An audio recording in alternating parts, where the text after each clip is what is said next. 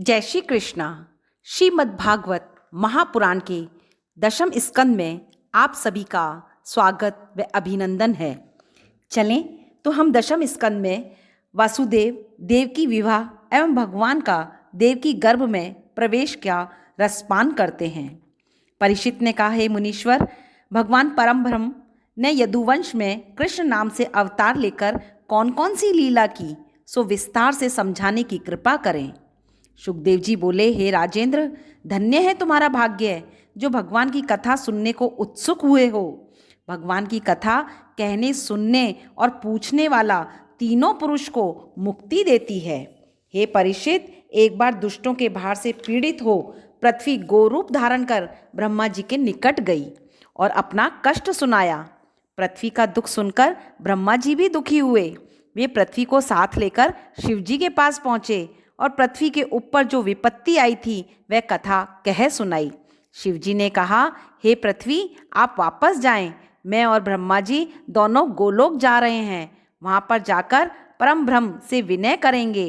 पृथ्वी के जाने के बाद दोनों देव गोलोक पहुँचे और भगवान की स्तुति की। धरती को पापियों के भार से मुक्त करो प्रभु। तब भगवान बोले, हे देवताओं, धैर्य रखें, मैं स्वयं पृथ्वी का भार हरने के लिए वसुदेव के घर जन्म लूंगा। तुम सभी यदुकुल में पैदा हो जाओ। आज्ञा मिलते ही देवलोक में कार्रवाई शुरू हो गई और सभी देवता अपने अपने अंशों से पृथ्वी पर पधारने लगे।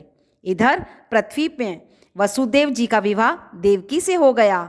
विवाह उपरांत विदाई के समय वसुदेव जी के साथ देवकी रथ पर सवार हुई और देवकी का चचेरा भाई उग्रसेन का पुत्र कंस अपनी प्रिय बहन देवकी को विदा करने के लिए रथ हाँकने लगा। तभी मार्ग में आकाशवाणी हुई, अरे कंस, जिस देवकी को रथ में बैठाकर प्रेम पूर्वक विदाई दे रहा है उसका 8वां गर्भ तुम्हारा संहार करेगा। यह सुनकर कंस ने तलवार लेकर देवकी को कत्ल करने के लिए तैयार हो गया। तब वसुदेव जी ने उसे समझाते हुए कहा, हे कंस, तुम्हें इसके 8वें बालक से डर है ना? मैं प्रतिज्ञा करता हूँ कि मैं इसके सभी बालकों को पैदा होते ही तुम्हें सौंपता रहूँगा। अतः तुम अभी इसकी हत्या न करो, क्योंकि यह हत्या तुम्हारे लिए महापाप होगा। कंस ने उनकी बात मान ली। वसुदेव जी देवकी को लेकर अपने घर गए। तदंतर देवकी ने 8वां पुत्र और 8 पुत्र और 1 कन्या अर्थात 9 संतान 1-1 वर्ष के अंतर में उत्पन्न की। पहला पुत्र कार्तिक मान के नाम से उत्पन्न हुआ। उसे वसुदेव जी ने अति दुखित हो कंस को दे दिया। तब वसुदेव जी की सत्य में स्थिति देखकर कंस हंसकर बोला, यह बालक अपने घर ले जाओ, इससे हमें कोई डर नहीं है। तुम दोनों से 8वां पुत्र जो होगा वही मेरी मौत निश्चित करेगा। अतः यह सुनकर खुश होकर बच्चे को लेकर वसुदेव जी अपने भवन में आ गए।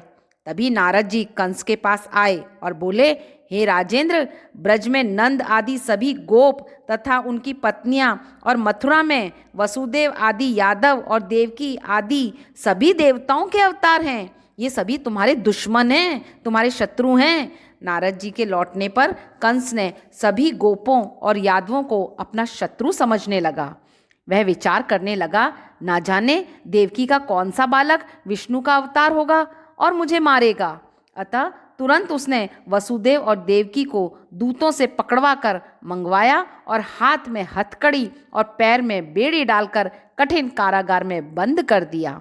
तत्पश्चात कंस कारागार में सभी बालकों को पैदा होते ही मारने लगा। इधर योग माया के द्वारा परम ब्रह्म ने 7वें शेषनाग वाले गर्भ को देवकी के उधर से खींचकर गोकुल में स्थित रोहिणी के गर्भ में डाल दिया। 7वें गर्भ का रोहिणी के गर्भ में आरोपण होने से कंस को यह समाचार दे दिया कि देवकी को गर्भपात हो गया। इसके बाद 8वें गर्भ से स्वयं नारायण श्री हरि ने पदार्पण किया। कंस के समस्त रक्षा व्यवस्था को तोड़कर वसुदेव उस बालक को भयानक जल वृष्टि के बीच गोकुल छोड़ आए और वहां से कन्या को लेकर देवकी के पास वापस लेटा दिया। वसुदेव ने जब देवकी के गर्भ से उत्पन्न कृष्ण की मनोहर छटा देखी तो विस्मित रह गए। उनका शरीर अत्यंत कमनीय, कानों में मकर की आकृति के कुंडल, शरीर पे पीतांबर, अंगों में चंदन, कस्तूरी, कुमकुम लगा हुआ था। माथे पर मोर पंख, टेढ़ी सी कमर, वक्ष स्थल पर वनमाला और कौस्तुभ मणि विराजमान थी। वसुदेव ने उनके इस अप्रगट, इंद्रिय अगोचर, निर्गुण, अविनाशी, परम ब्रह्म सनातन रूप को देखकर नाना विधि से स्तुति गायन किया। तब बाल स्वरूप में श्री नारायण प्रभु ने कहा कि मैं तुम्हारे तप के फलस्वरूप ही मैंने तुम्हारे यहाँ पुत्र के रूप में जन्म लिया है। तुम्हारा कल्याण हो। पिछले जन्म की कथा सुनाते हुए परमात्मा ने बताया कि वसुदेव, पूर्व जन्म में सुपता नाम के प्रजापति थे तुम, और तुम्हारी पत्नी का नाम पश्चिम था। उस जन्म में तुम दोनों ने तपस्या करके मुझसे यही वर मांगा था कि मैं तुम्हारे यहाँ पुत्र के रूप में उत्पन्न होऊं। वसुदेव ने कृष्ण के आदेश पर ही उन्हें गोकुल में यशोदा के यहाँ पहुँचाया था और यशोदा के यहाँ से कन्या को ले आए थे। श्री सुखदेव जी ने कहा, हे राजन, जब वसुदेव जी यशोदा की कन्या को लेकर वापस कारागार में आए तो द्वार पहले की तरह बंद हो गए और वसुदेव एवं देवकी पहले की तरह हथकड़ी बेड़ी पहनकर बैठ गए। कन्या शैया पर सुलाते ही रोने लगी। उसके रोने से देवकी खुश हुई, लेकिन द्वारपाल जाग गए और उन्होंने कंस को बुला लिया। कंस उस बालिका को उठाकर धरती पर पटकने को तैयार हो गया। कंस के इस कृत्य के लिए रोकने के लिए वसुदेव देवकी ने बहुत कोशिश की, किंतु वह मूढ़मती कहाँ मानने वाला था। उसने कहा कि तिनका भी आदमी का विनाश करने में संभव है, इसलिए यह बालिका भी मेरे प्राणों की बाधा बनकर आई है, अतः मैं इसे अवश्य खत्म करूंगा।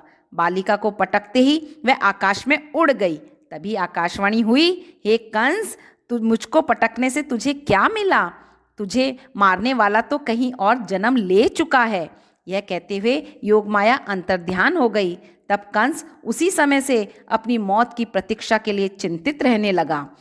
श्री सुखदेव जी ने कहा, हे परीक्षित, भगवान ने देवकी के उदर से खींचकर जो गर्भ रोहिणी के उदर में डाला था, उससे श्री बलराम जी हुए। कृष्ण जन्म के अवतार पर उन्हें गोकुल छोड़ने और वसुदेव के मथुरा लौट कर जाने पर नंद यशोदा ने मंगल में उस प्रसूति गृह में नए मेघों के समान कांतिपूर्ण बालक को भूमि पर पड़ा देखा।